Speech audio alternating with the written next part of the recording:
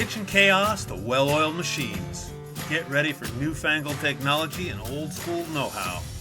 Stories and a good bit of fun. I'm Simon, and this is Culinary Mechanic.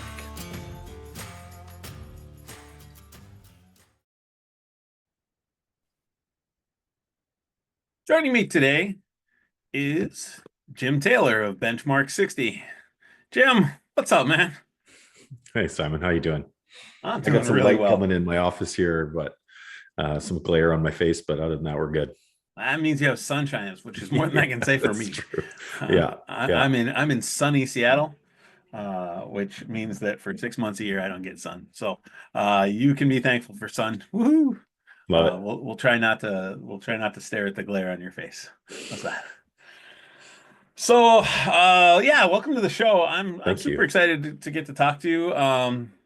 I think that you and I have talked a fair bit in the past, and I'm super stoked to see that you got a book out. I think that's Oh, amazing. I think that's thank good you. for restaurant people of the world. Thank you. And so this is the first of possibly many plugs where I say buy Jim's book. Um, but really, I want to hear have that Batman Begins moment. So tell me how you got into the restaurant industry, man. Tell me about how it all began. Yeah. Well, I mean, you and I were joking about this earlier. Everybody's got a unique story about how they got hooked on the industry, right? But I tell people all the time, I was that 12-year-old that my parents taught me how to open a bottle of wine and a beer so that I could help bartend their Christmas parties. Yes, I love And that. we actually talk about that in the book too. But yeah, I mean, that was my sort of introduction to hospitality, right? Not the restaurant industry, but hospitality and the excitement of helping to make sure people have a good experience and serve people and that kind of thing. So that's how it got started. And then I had a really awesome long career with a corporate restaurant group, and now here we are. Awesome. Um, if I'm not mistaken, your transition happens middle to the end of the whole pandemic thing. I mean, Yeah. how does that long corporate career turn into what is now turning into kind of a mini revolution about the way people look at things? Like, tell us about that because It, that's a lot of fun. yeah, it happened by accident. Yeah. Like I said, I was with a really successful corporate restaurant group in the Canadian, Western Canadian. Well, they're national now, but in the Canadian market, and I had an awesome run with them. I was with them for 20 years. I had tons of opportunity to learn and grow and do different things, and live in different cities and travel and all that kind of stuff. And when the pandemic hit, I well, a couple of things happened sort of for me. One, I realized that I was tired. Um, Oh, as lots of people in hospitality have that happen.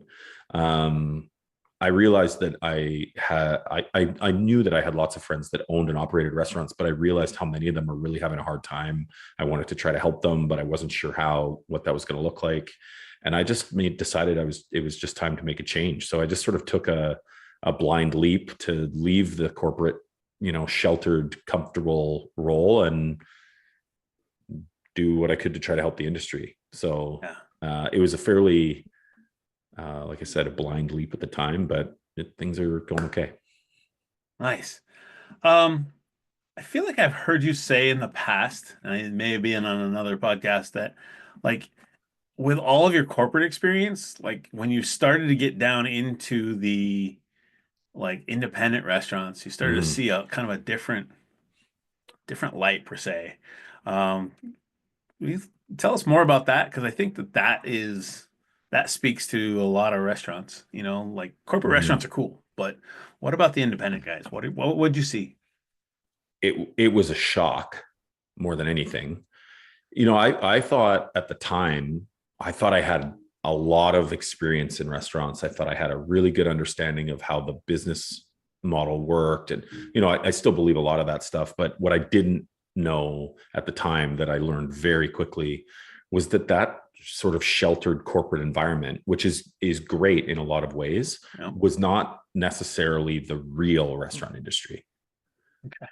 right? And things that I probably at some points took for granted, that, well, that's easy, we just get that information to us every day, or we're just lined up every day, or we just have a huge marketing engine behind us, or all of these different, well, I'll just call the analyst to get them to tell me what's happening. All of those different things, Right. none of that exists for the most part in the independent space. And I mean, I love the independent space now. I had barely a sniff about it before, but Right. yeah, it's a different world for sure. Yeah. It's funny. I started in little tiny restaurants and moved into some hotels and then found myself back in, smaller. And then Mm-hmm. towards the end of my career in restaurants, I was working for something right in the middle, right? Like 7 units. And we were just big enough to have like some of those things that you were talking about, right? Like Mm-hmm. there was an ad spend and there was there was a I would call him a mercenary accountant, right? Like Yeah, of he acted as our CFO. Um, so if we had questions of like how do we do that, we'd turn to that guy. course. And I always it made me thankful because I had worked for places where I'd go, "Hey, how do we?" And they'd go, "I don't know," or "Can we?" Yeah. And they'd say, "No, we don't have money for that." Like, Mm-hmm. sell more pasta, go It's so faster, true. chef, Yeah, right? cut harder. Yeah, cut harder, work faster, figure it out. We're gonna need you to work a 6 day, Mm-hmm. whatever Mm-hmm. that is. Yeah. We're gonna need you here on Saturday. So no, I think that it's really interesting to think about sort of the difference of all those. Um, so I I know that this is a big question and there's probably a lot of answer to it, but that's okay. Mm-hmm. Um, like what is it that you have kind of what is it you have found slash what are those big challenges that you're seeing in the restaurant industry that and what is benchmark 60 kind of making its way on those challenges? Oh, okay. Well, I've got a controversial one for you. Okay. I got into a really good, fairly heated, but in a positive way, discussion with someone a few months ago about this. And it's happened a couple times since. I made a comment to somebody actually on a different podcast, was where this started, where I said that the restaurant industry doesn't have a margin problem. It has a business model problem. Yeah. And what I mean by that is you go to that corporate side of the world with massive buying power and all these different things. And this is not part of that conversation. What I'm talking about is the independent or small multi-unit restaurant group that doesn't have, and this is not a knock on them for anyone who's listening. This is a magical part of the industry, and I love it. I just see this as a big opportunity.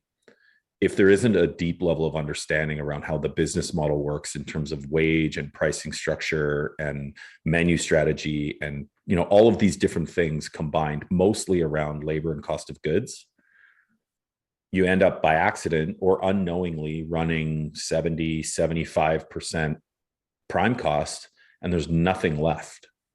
Right. Right, those restaurants that go from 1 unit to 2 units to 5 units to 10 units to 30 to whatever, they're in the 55, 60, low 60% prime cost. Hmm. You get up to 70, 75, even close to 80, and your chances of success are just so much slimmer. Right. So that's where a lot of the work that we do and a lot of the time that we spend is driven really a lot around that optimization of the business model, because you can cut hard on finding a different janitor or get rid of the flower arrangement, or find a cheaper to go package, and grind on all those things. But if you run 75% prime cost, it's just an uphill battle.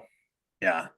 I mean, I find that you got to grind on those things, but those are how you like tick away at the 60 to 59, 59 to Sure. 58%, right? Like that's the time to do it because like you said, if the business model is basically upside down, then it doesn't work.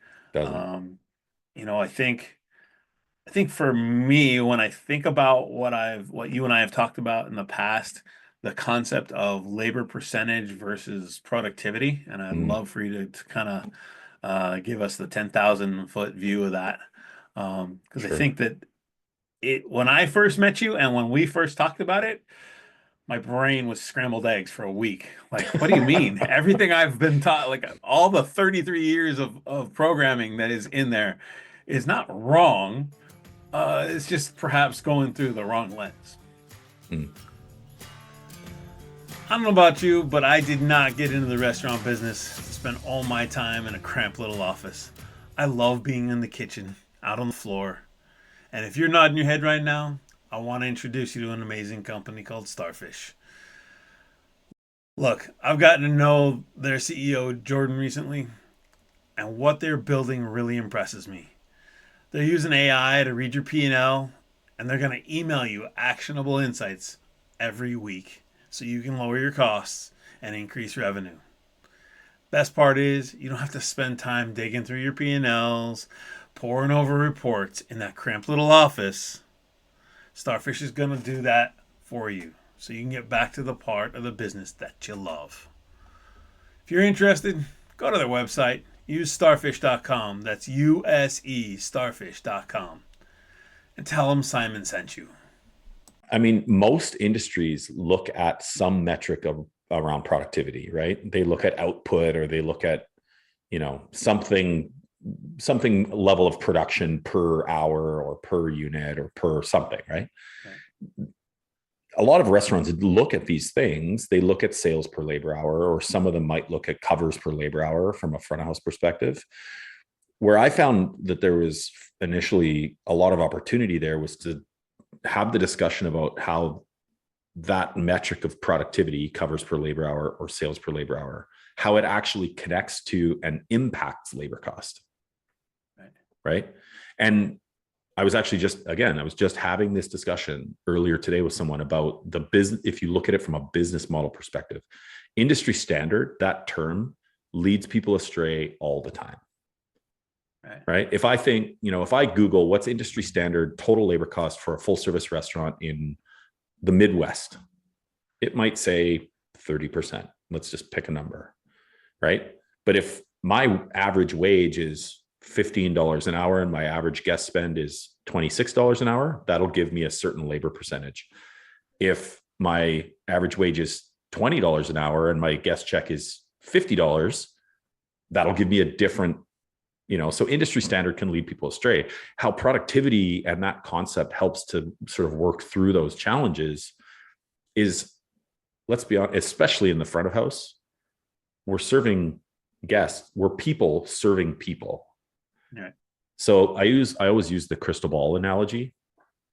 If I had a crystal ball, and let's say we're running Simon's Cafe, if my crystal ball tells me that on Monday I'm going to serve 50 customers from open to close, right? Let's say you're open 12 hours, open to close. It's like what, 4 guests an hour? It's not a lot. Simon, the owner, would probably go, I can do that myself. No. Right. If the crystal ball tells me the next day that I'm going to serve 100 customers, Simon, the owner, might say, I think I need some help for about 2 hours when it's busy. So I'll bring one person in. If the crystal ball says on the third day, I'm going to serve 500 guests, Simon is going to go, I need a whole team of people to help me. Okay. But what if that I'd crystal start ball... that with an oh fuck, by the way. Yeah, okay, there you go. But what if the crystal ball then told you every customer on Monday of those 50 people, they're all going to spend $20. Okay. But every customer of the 500 that come in on Wednesday, they're just going to have a glass of tap water. They're not going to spend anything. Now we're not talking about sales and wage structure and labor cost percentage. We're talking about how many people does it take to serve our guests. Right. So it's a covers per labor hour type conversation around how productive does the business have to be to take care of those people properly. So to me, there's labor cost percentage is driven just as much by how the guest behaves as it is how the staff behave, or how the schedule is written, or how the menu is priced, or any of those other things. Right. So anyway, it's just, there's more to it than just looking at what did we pay our people on payroll and what were the sales today. Right.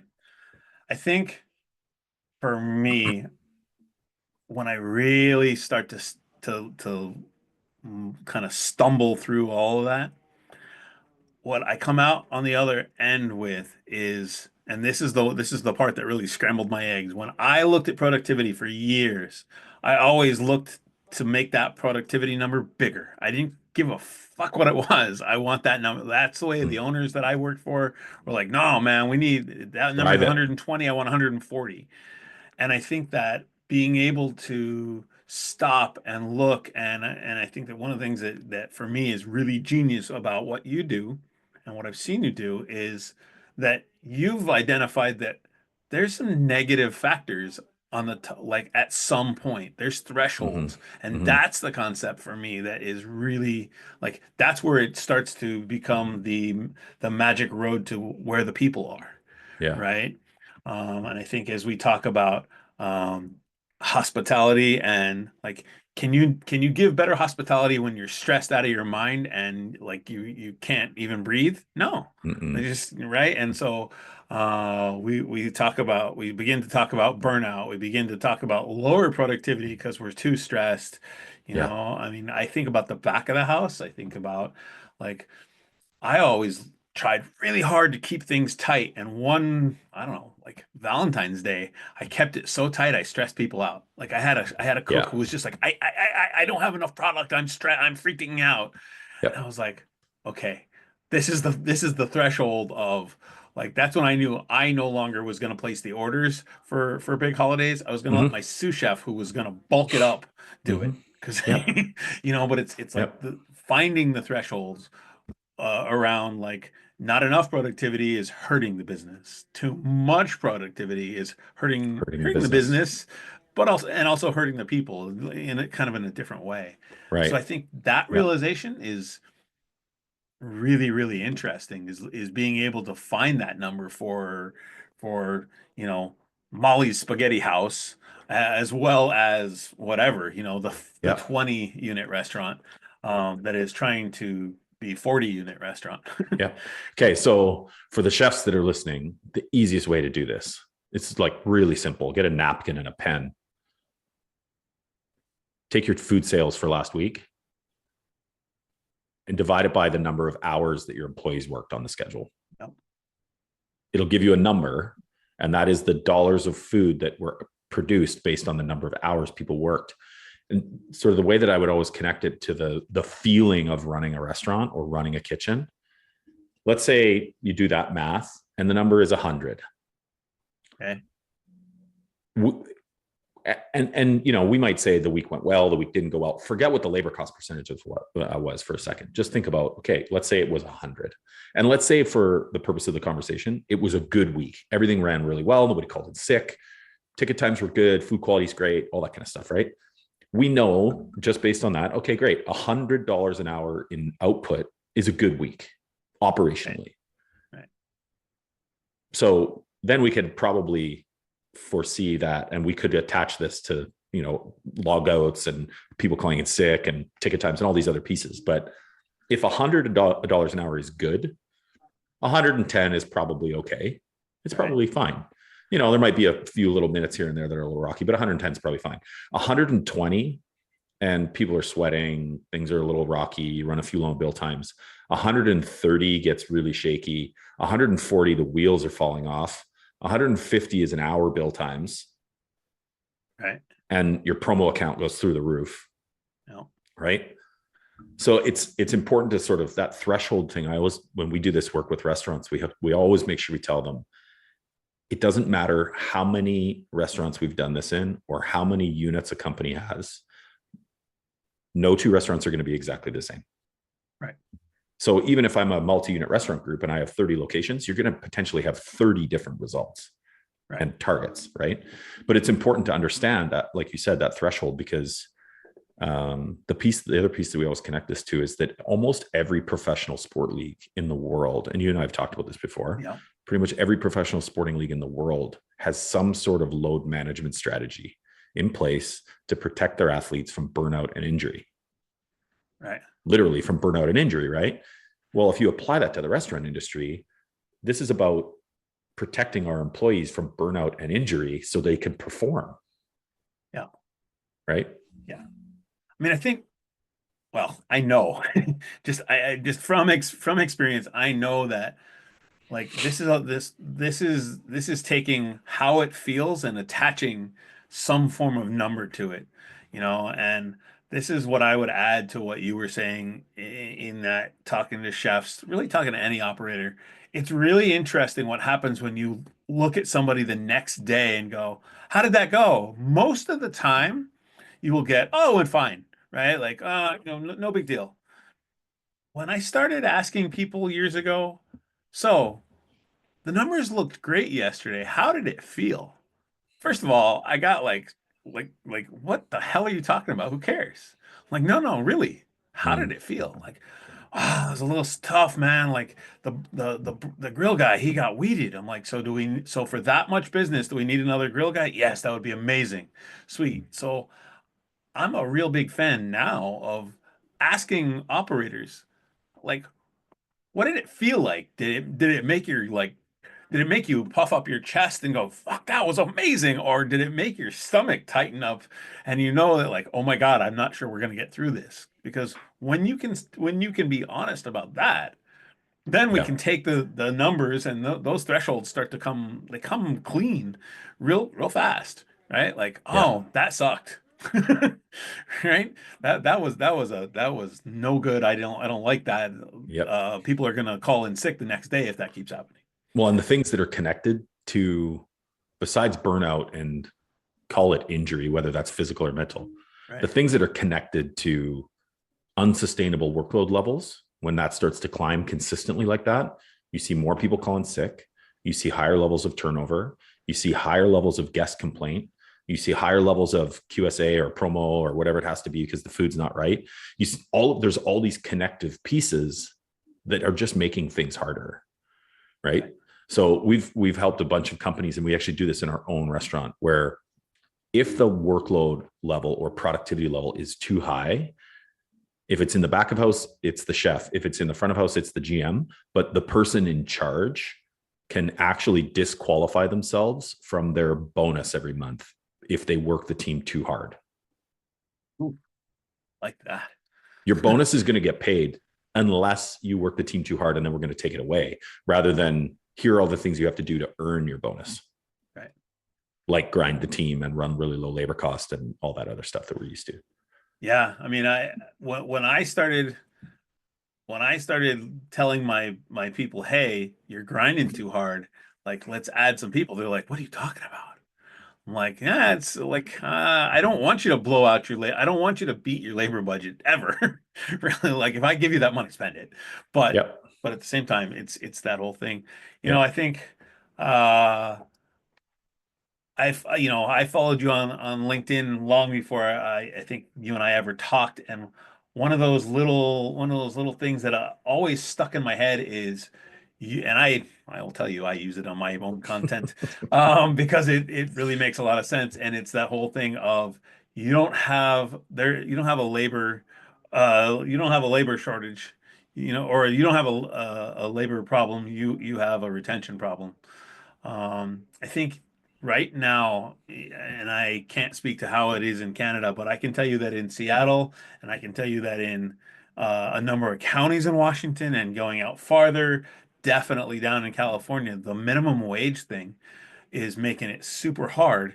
And I think there's never been a better time to understand what your productivity looks like, right? And managing, if I'm an operator, I want to manage that and make my productivity better and understand where that threshold is, so that you're not struggling to find people all the time because Mm-hmm. there's fewer people. I don't know, man.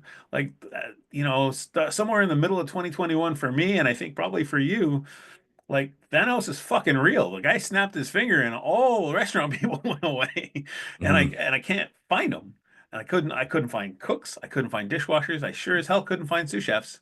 And Yep. so I think if prior to that time we had been managing it with a mindset of there is a threshold to too much, and how do we make this appealing? How do we Mm-hmm. make this industry? How do we bring back some of the appeal that has been there for decades and Yep. maybe even centuries, so that this is a place where people want to be? It's Um, it's interesting when, and we've seen this happen in a few examples in restaurant companies in the last couple of years, when they put into things like job ads and, job boards and postings and recruiting messages and all this kind of stuff, when they put things into those messages saying, we have systems or strategies in place to protect your workload or to protect you from burnout or to, those types of things. It's amazing how people who've worked in the industry before look at that and go, that's interesting, because that's different than what I've experienced my entire career. Right. Right. Because you're right. And, we did if I can share a case study that we did with a restaurant group in Minnesota, 10-unit restaurant group. Okay. So from 2019 pre-pandemic through until 2023, they had seen basically their labor cost percentage in all 10 units in front of house and back of house climb in every unit across the whole company, basically year on year going up, to the point where they were really confused about it, because they were saying, we've raised our prices so many times, our revenue is up double digits in every location, right? So the management have more money to play with. The wages haven't really changed that much. So they were getting to the point where they were actually contemplating making management changes, because they were saying things like, that GM used to be really good, or that chef used to be great, but they just can't seem to deliver financially anymore. Huh. So it was becoming a performance conversation about management. So we did a case study about productivity in those restaurants, 10 units, front of house and back of house, and we did the management side of things too.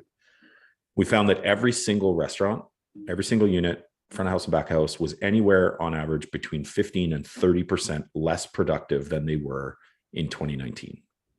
Wow.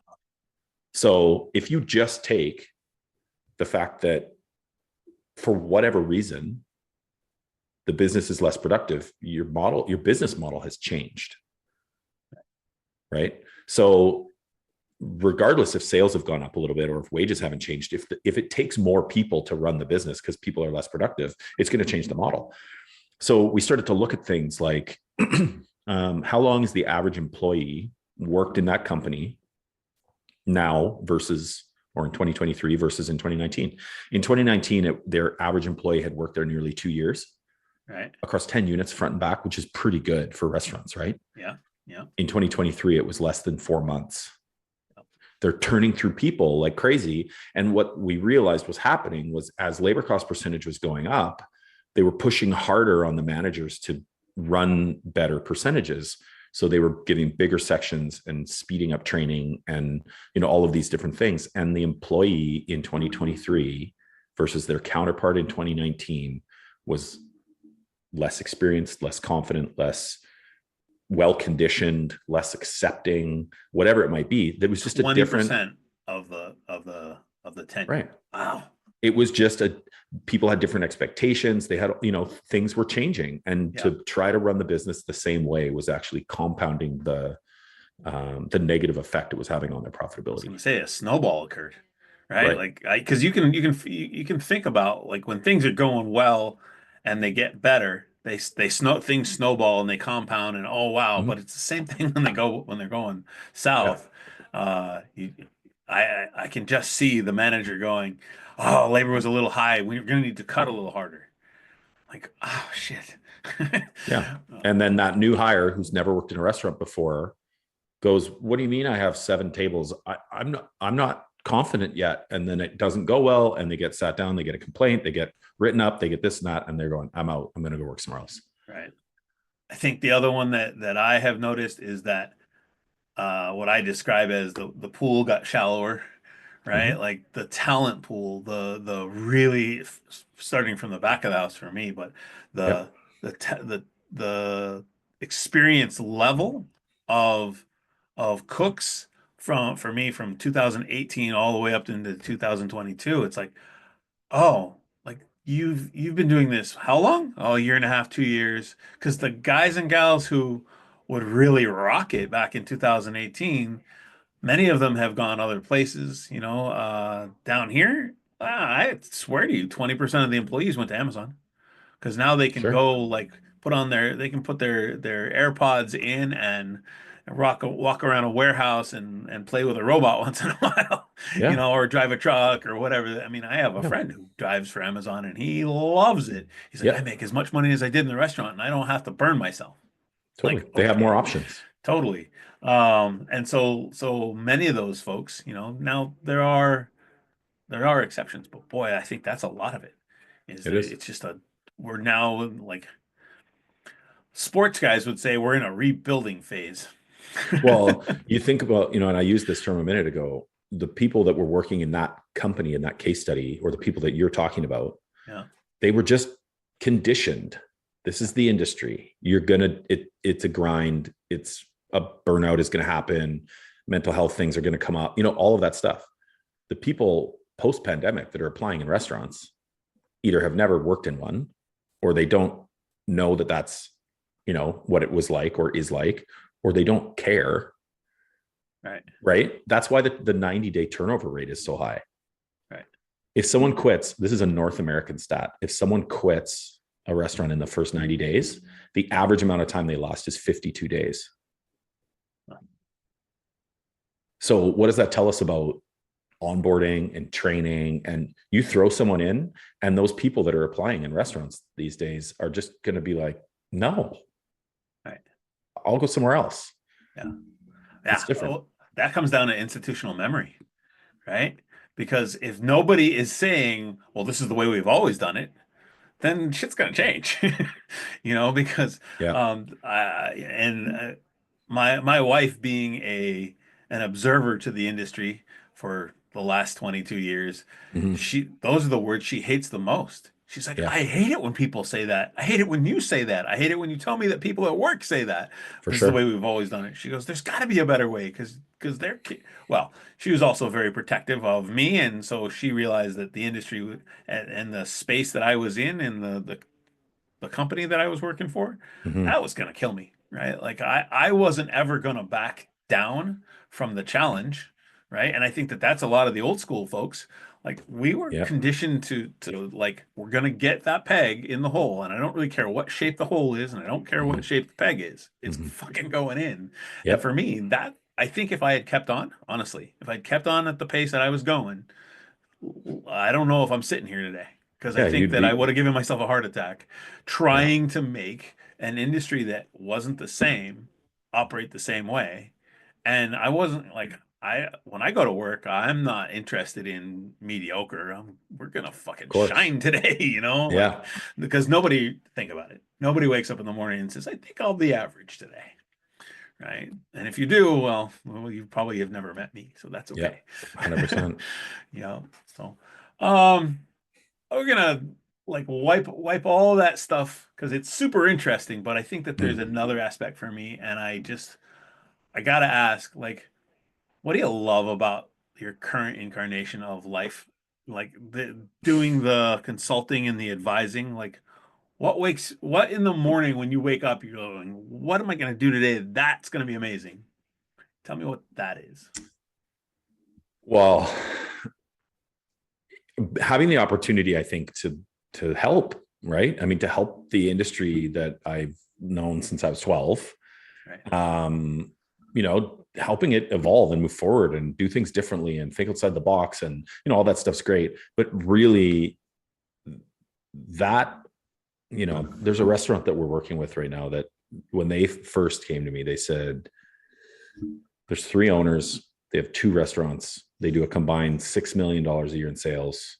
It's a good business, right? And the three owners said, we've had these restaurants for 5 years, we've never taken a penny out of it because it doesn't make money. Wow. And I'm going, like, that's to me, I mean, that's not what business ownership is about, right? Like, No. you got into anyway. So having the opportunity to sit down with a group like that and spend 6 months together and go, let's talk about everything to do with your pricing model and your labor, your whole labor model and your optimization of, all of those things together, and seeing them write themselves a dividend check out of their That's own good stuff. business is just so rewarding, right? And it doesn't have to be about money, but them going, we've never thought about it like this, or I joke with people sometimes that restaurants, I swear, restaurants are the only industry in the world that sitting at a bar with your buddy, they're the only industry in the world that qualifies you to be an owner, right? Yeah. And you hear Yeah. so Yeah. many of those stories, right? Two buddies sitting at a bar having a beer. One of them's in finance and one of them's in construction, and they're like, "This restaurant isn't very good. We could do it better than this." Yeah. And a year later, they own a restaurant, and they go, "How do we do this?" Yeah. Yeah. Right? Yeah. And My I mean, favorite there's part of endless that examples. story is oh, I love to throw parties. I'm gonna open a restaurant. Yeah, no. Absolutely. I love being a host. Yeah. I have all my grandma's recipes and they're amazing. I'm gonna open a restaurant. Right. And Yeah. then they get into it and the sales are great and everything's rolling. And they don't realize that amazing lasagna recipe is 60% food cost and they lose money every time they sell one. They don't realize how to properly price a wine menu and they're losing margin every time they do it. They don't realize that the happy hour that they're doing, because everyone in the market does it, is actually forcing their staff to work harder and sell less.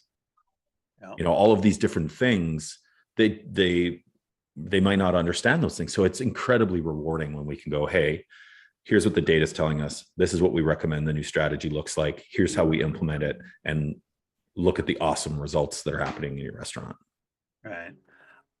I think the other one for me, like I 100% resonate with what you just said.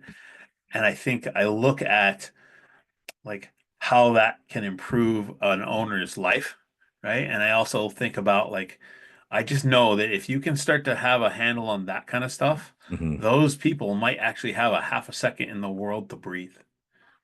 So I have to share this with you, and I haven't told you this before, and being on your show is the perfect time to tell you this. Okay. So there's a restaurant that you and I did a little bit of work together on. Okay. And we don't have to say their name, but you know who they are. Yep, I do. The first email I ever got from them said, "We don't even know where to start." Right.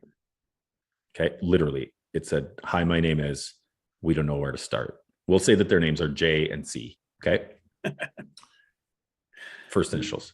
We don't even know where to start. They sent me an email 2 months ago that they just sold their restaurant for a profit Oh, and they're wow. going to take a year off and go traveling. Good for them. That's amazing. So you deserve a ton of credit for that.